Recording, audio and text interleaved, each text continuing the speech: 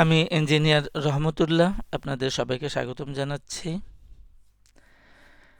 এখন আমাদের আলোচনায় থাকছে আনলিমা ইয়ার্ন, যার সর্বশেষ ক্লোজিং প্রাইস হচ্ছে 22 টাকা 80 পয়সা।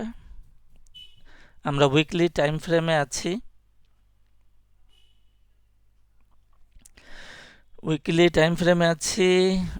গত সপ্তাহে আমরা ইন্ডেক্স আলোচনা করার সময় বলেছিলাম যে ব্যাংক এবং টেক্সটাইলটা খারাপ আছে, বেয়ারিশ থাকবে।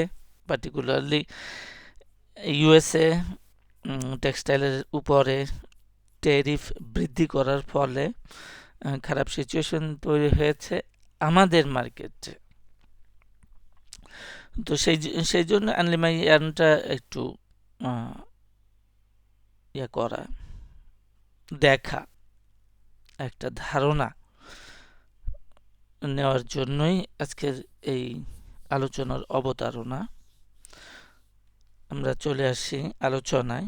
তাহলে আমরা দেখি যে টপ একটা তৈরি হয়েছিল 2011 সালে। এরপর থেকে আনলিমা ইয়ার্ন কারেকশানই আছে। এখন আপ ডাউন হচ্ছে, কারেকশানই আছে।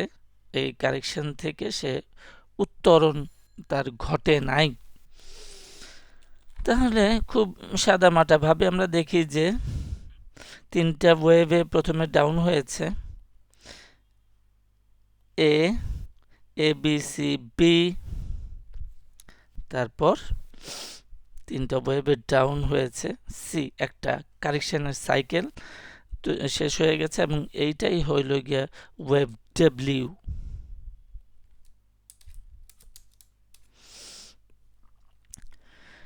তারপর উপরের দিকে গেল, সেটাও আন্ডার কারেকশন, গ্রেটার কারেকশনের আওতাতেই সেটা হয়েছে, এবং সেখানেও তিনটা ওয়েভ আছে, এ বি সি। এবং খুব ইন্টারেস্টিং হইল যে আমাদের ওয়েভ এটা ছিল এক্স।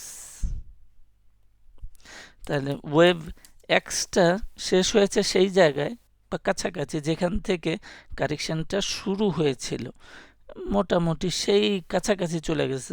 তাহলে সম্পূর্ণ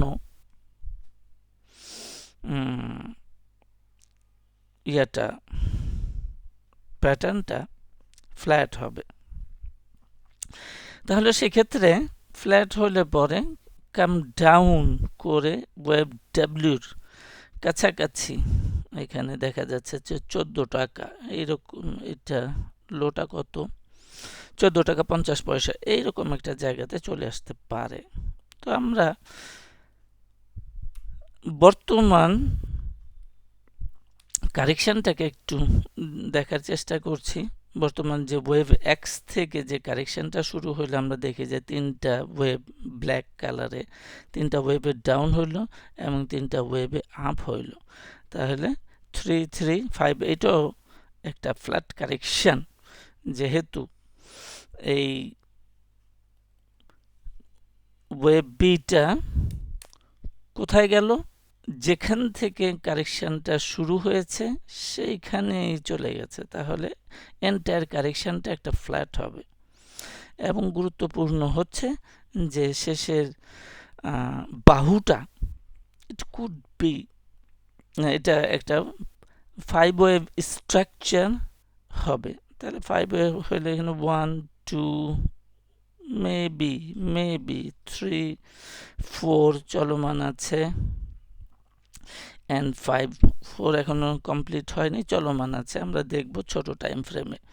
তাহলে এখানে আমরা বলছি 3, ইট কুড বি, হইতে পারে, বা এইটা ওয়েভ 1 এর ফার্স্ট, এখানে এক্সটেনশন হইলে ওয়েভ 3 ফার্স্ট, এটা ওয়েভ 3, বাট 3 অফ 3 না, 3 অফ 3 নিচে হইতে পারে, কারণ আমরা যেখানে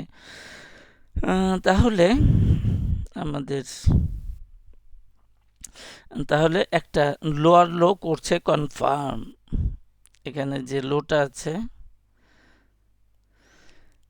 লোটা হচ্ছে 19 টাকা 50 পয়সা। এই 19 টাকা 50 পয়সার আগে আর কোনো ভালো সাপোর্ট নাই।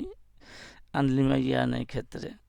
তো আমরা উইকলি টাইম ফ্রেমে ছিলাম, ডেইলি টাইম ফ্রেমে আমরা দেখি যে এখনও ওয়েভ 4টা কুড বি এখানে আরেকটু ভালো করতে পারে। সেই ক্ষেত্রে এটাকে এই ব্ল্যাক চ্যানেলটা ভাঙতে পারবে না, এবং পার্টিকুলারলি খুব সম্ভবত এটা সেন্টার লাইন রিভার্সাল সম্বন্ধে আমরা জানি। এই সেন্টার লাইন রিভার্সালও হইতে পারে যেহেতু আপট্রেন্ডটা দুর্বল। তো এই কারেক্টিভ যেটা ব্ল্যাক চ্যানেলে দেখালাম, এই কারেক্টিভ চ্যানেলকে ভাঙতে পারবে না যেহেতু এটা wave 4 corrective in nature, wave 4 এবং লার্জার টাইম ফ্রেমে মার্কেটের ডাউন সাইডে যাওয়ার মার্কেট প্রাইজের ডাউন সাইডে যাওয়ার প্রবণতা আছে, সেই জন্য এই ব্ল্যাক চ্যানেলটা ভাঙতে পারবে না। তো এটা ওভারঅল বেয়ারিশ থাকছে যতক্ষণ পর্যন্ত 5 ওয়েভ সিকোয়েন্স কমপ্লিট না করে রিভার্সাল যাচ্ছে, ততক্ষণ পর্যন্ত নিউ বাই না করাটাই যুক্তিযুক্ত আছে বলে বিবেচনা করছি। তো আজকে এই পর্যন্তই আনলিমাইয়ানের ব্যাপারে। তো সাথে থাকার জন্য সবাইকে ধন্যবাদ।